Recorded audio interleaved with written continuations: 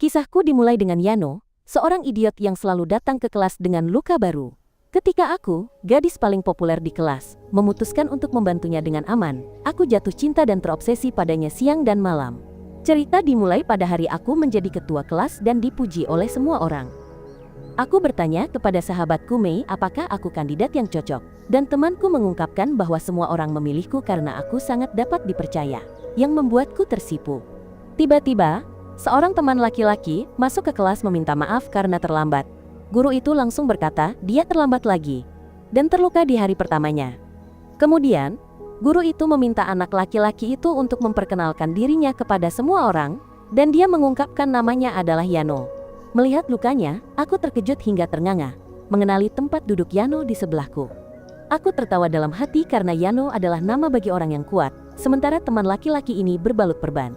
Setelah mengamatinya selama seminggu, aku mengeluh kepada sahabatku bahwa Yano selalu datang dengan luka baru. Hal ini membuat Mei penasaran, mengira aku sudah jatuh cinta padanya. Sebenarnya, aku hanya benar-benar mengkhawatirkannya, dan tidak mengerti mengapa dia terluka setiap hari. Aku mulai berspekulasi, apakah itu kekerasan dalam rumah tangga atau perundungan. Akhirnya, aku bertanya kepada temanku, apakah hanya aku yang mengkhawatirkan Yano?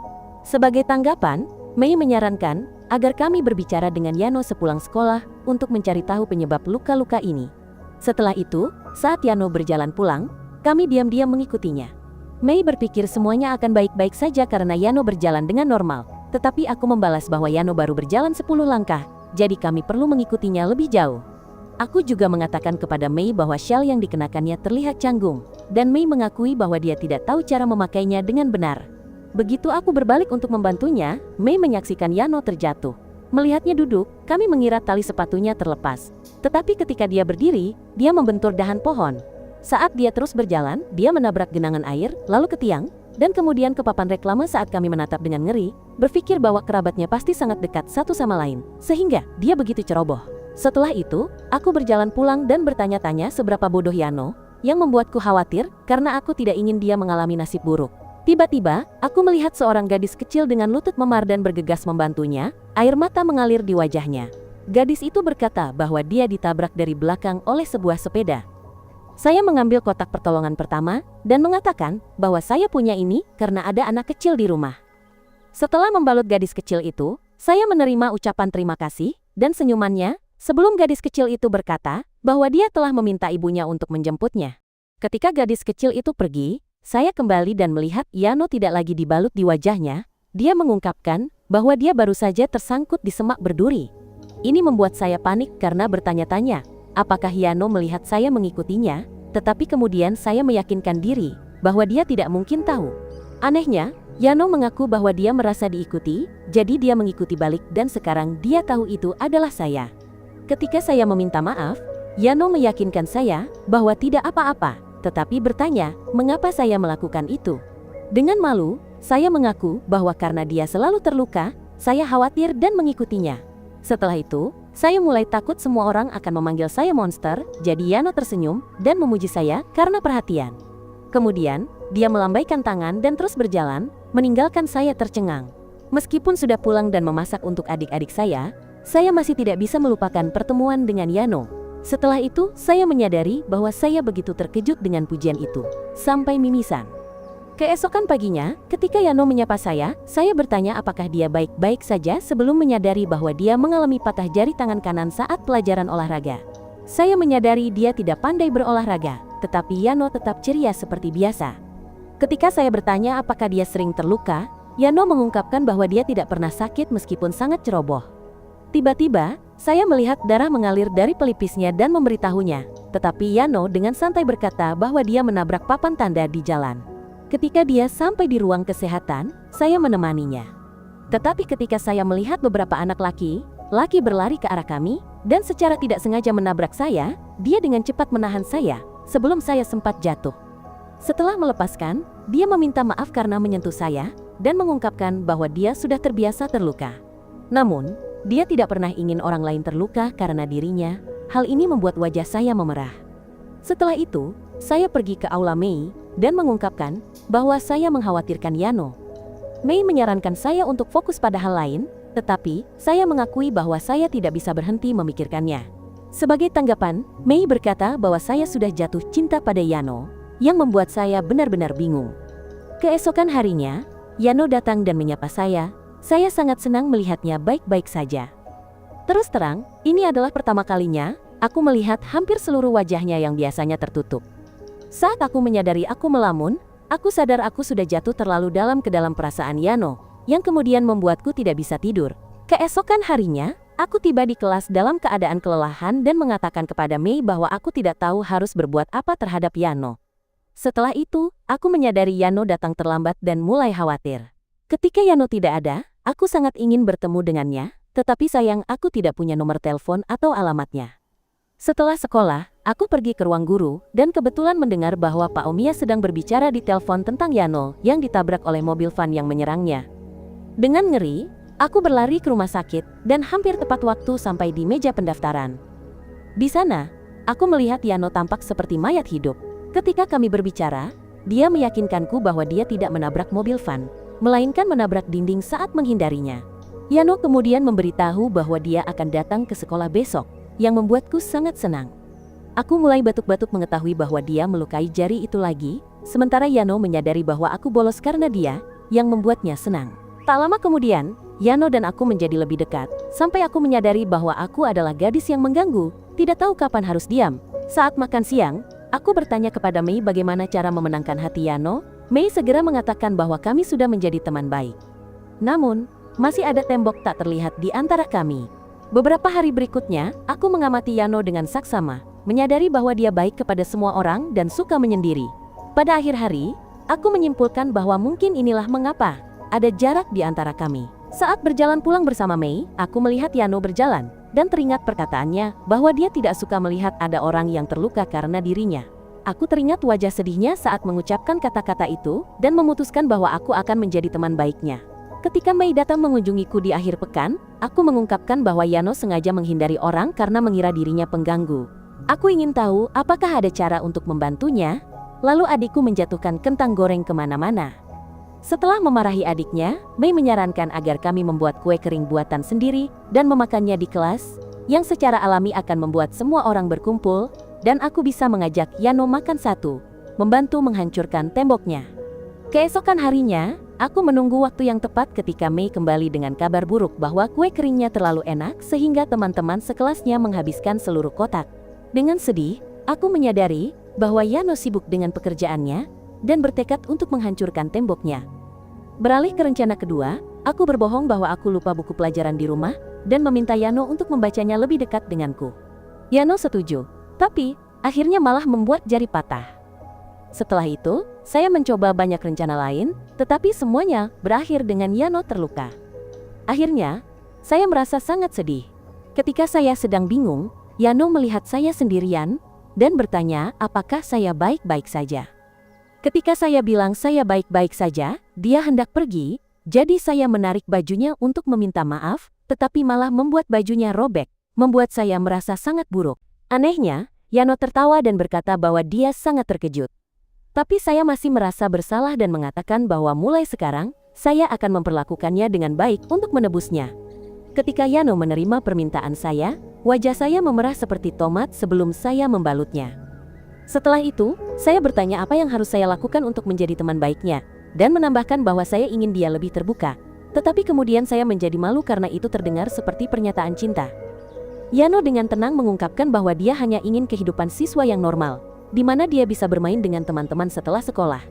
Dia juga mengungkapkan bahwa dia ingin pergi ke kafe, taman, dan bar karaoke bersama teman-temannya, yang membuat saya berlinang air mata. Ketika saya berjanji akan membantunya, Yano mengatakan kue itu sangat enak, yang membuat saya terkejut, karena saya pikir dia belum makan apapun. Setelah itu, Mei bertanya pada dirinya sendiri, apakah saya dan Yano terlalu cepat dekat karena akhir-akhir ini kami terlihat lebih akrab. Ini membuat wajah saya memerah, dan saya berkata bahwa saya hanya ingin Yano memiliki kehidupan siswa yang normal. Mei bertanya apa maksudku dengan kehidupan siswa yang normal, dan saya mulai bertanya-tanya kegiatan apa yang dianggap normal. Tepat pada saat itu, Yano muncul di kelas dengan perban di wajahnya, dan beberapa bunga di saku bajunya. Dia berkata, dia tidak tahu bagaimana dia bisa sampai di sini, tetapi dia ingat melewati seseorang yang membawa bunga tadi. Sekuntum bunga juga jatuh ke saku bajunya, jadi kami bertanya-tanya, apakah seseorang sengaja memberikannya padanya. Ketika saya melihatnya memegang bunga, saya menyadari dia adalah orang bodoh yang menggemaskan, yang membuat wajah saya memerah. Yano mengira saya menatapnya, karena saya menyukai bunganya, jadi dia memberikannya kepada saya. Saya dengan enggan menerimanya, dan ketika Yano kembali ke tempat duduknya, dia tersandung dan jatuh terjerembab, menumpahkan makan siang ke lantai. Setelah itu, dia bercerita kepada teman-temannya, termasuk Tanaka, bahwa dia belum pernah berhasil makan siang di sekolah, karena setiap kali dia selalu menumpahkannya. Tanaka menunjukkan bahwa Yano selalu menghilang saat makan siang, jadi Yano memutuskan untuk menunjukkan kepada mereka kemana dia pergi. Dia membawa mereka ke tangga yang gelap dan sepi, menjelaskan bahwa dia pergi ke sana agar tidak mengganggu orang lain. Seluruh kelompok setuju untuk makan di sana bersamanya sehingga mereka dapat berbagi makan siang dan merasa senang mengetahui bahwa Yano akhirnya akan memiliki makan siang yang normal di sekolah seperti orang lain. Kemudian, mereka menyadari tangga itu terlalu gelap. Jadi, mereka menggunakan senter ponsel untuk meneranginya.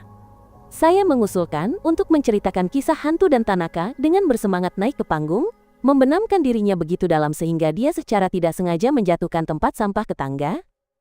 Begitu Yano menggigit roti lapisnya, tempat sampah itu menimpanya dan menumpahkan sampah ke kepalanya, sekali lagi merusak makan siangnya. Merasa bersalah, saya bersikeras untuk makan siang di taman, tempat saya terganggu oleh kebun.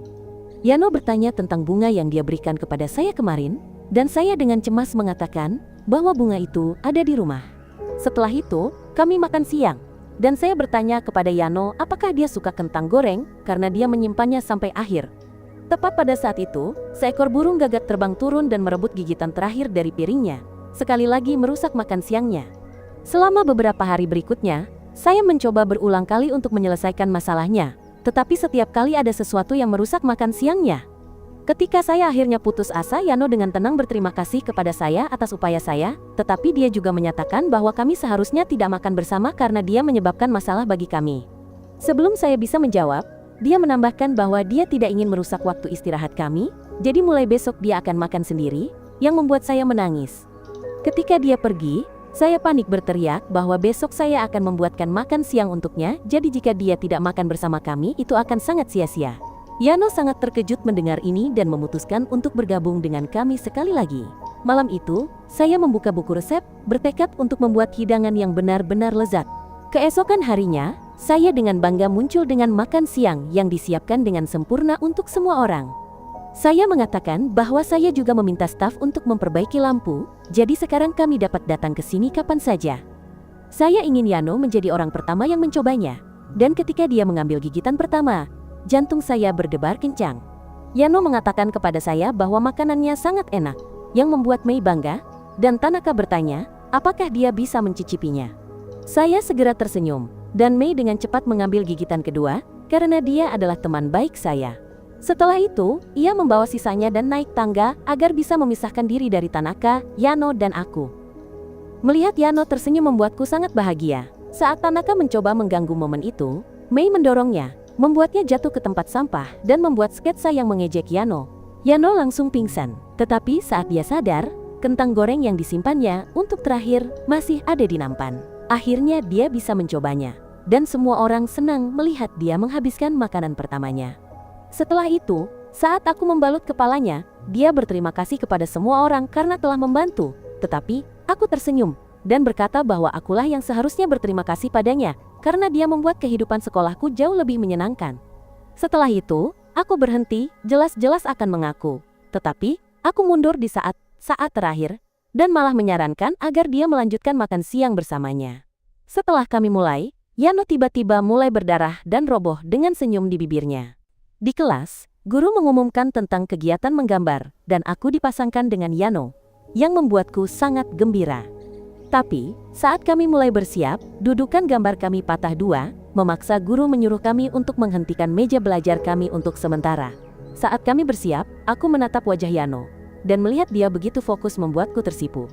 Jantungku mulai berdebar kencang saat Yano menatap lurus ke mataku. Yano kemudian berkata bahwa bulu mataku sangat panjang, dan aku menundukkan kepala ke meja, mengakui bahwa jatuh cinta pada seseorang benar-benar melelahkan. Setelah kelas berakhir, Mei dan Tanaka memaksa kami untuk menunjukkan apa yang telah kami gambar. Aku memamerkan sketsa Yano milikku terlebih dahulu, terlihat cukup biasa. Tetapi ketika Yano membalik halamannya, semua orang terdiam, karena gambarnya terlihat seperti foto sungguhan diriku. Aku menatapnya dengan tidak percaya sementara Yano dengan malu-malu memuji sketsa milikku, mengatakan bahwa aku juga telah menggambarnya dengan sangat baik.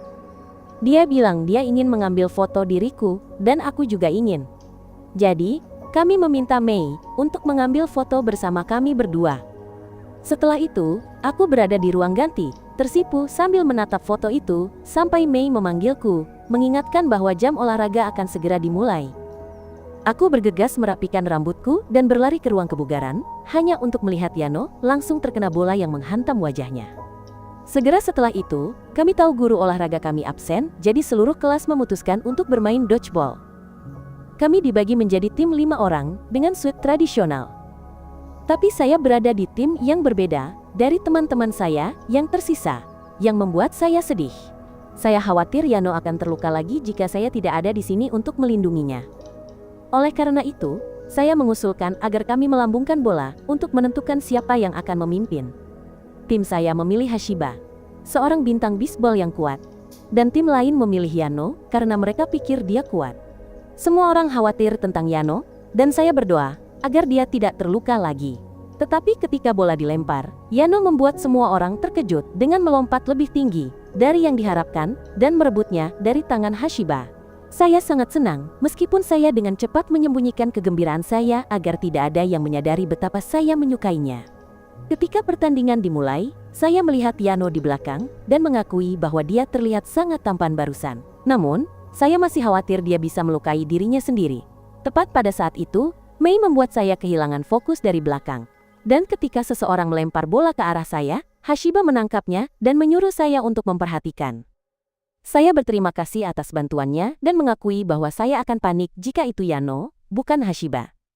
Setelah itu, saya melihat Yano menangkap bola dan rekan satu timnya bersorak. Dia melempar bola ke tim saya, dan itu mengenai perut salah satu rekan satu tim saya, membuat saya ngeri.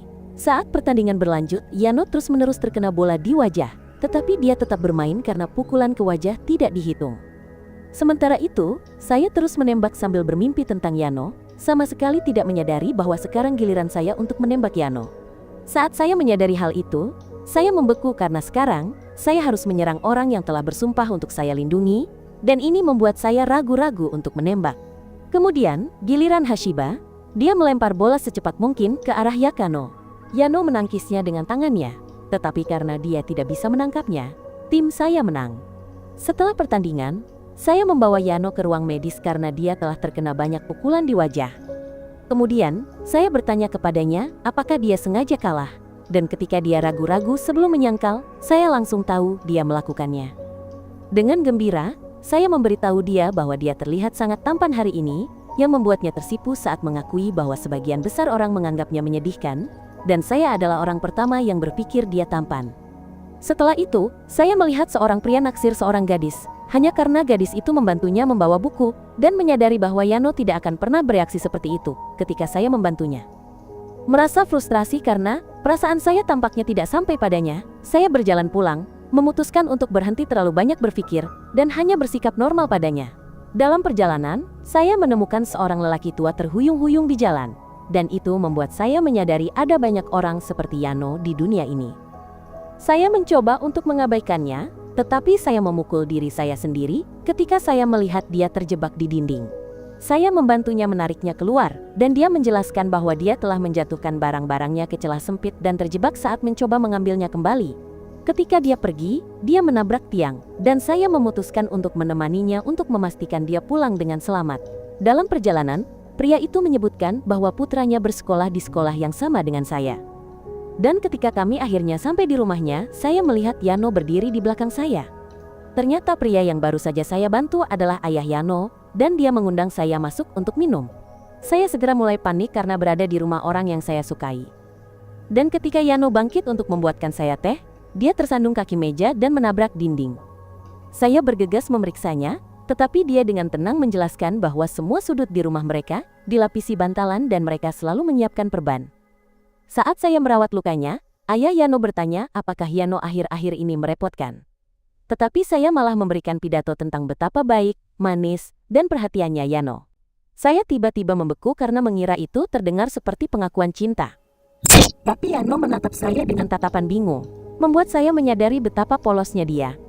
Meskipun saya merasa kepolosannya sangat menggemaskan, itu juga membuat saya frustrasi, karena saya ingin dia menyadari perasaannya. Tepat pada saat itu, Yano menerima pesan dari ibunya, yang memintanya untuk membantu membawa barang-barangnya. Jadi, dia pergi keluar. Saya berkata bahwa saya akan pulang juga, tetapi ayah Yano terus terang bertanya apakah saya menyukai Yano. Dia mengatakan itu terlalu jelas dari cara saya bertindak, dan bahwa dia sangat senang seorang pria manis seperti saya menyukai Yano.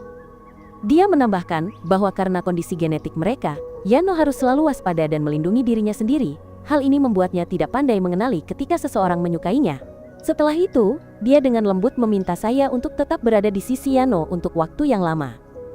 Sesaat kemudian, Yano kembali dengan sekantong permen yang dibelinya untuk saya.